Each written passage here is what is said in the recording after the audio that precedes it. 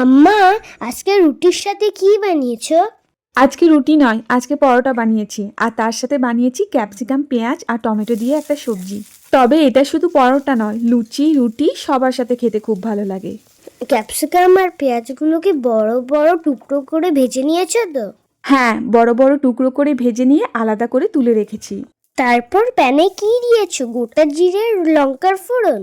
গোটা জিরে আর কাঁচা লঙ্কার সঙ্গে দিয়েছি কুচনো পেঁয়াজ। পেঁয়াজগুলোকে ভালো করে লাল লাল করে ভেজে দিয়েছি টমেটো। টমেটো ভাজা ভাজা হয়ে যাওয়ার পর দিয়েছি পরিমাণ মতো নুন, অল্প একটু চিনি, হলুদ গুঁড়ো, কাশ্মীরি লঙ্কার গুঁড়ো, জিরে গুঁড়ো আর ধনে গুঁড়ো। এবার 2 চামচ টক দই দিয়ে মশলাটা ভালো করে কষিয়ে নিয়েছি। মশলাটা ভালো করে কষিয়ে নিয়ে ওর মধ্যে কি কি দিতে হবে বলতো? আগের থেকে ভেজে রাখা পেঁয়াজ আর ক্যাপসিকাম।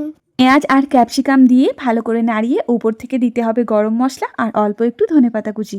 আম্মা, এবার তাড়াতাড়ি খেতে দিয়ে দাও। Bye bye.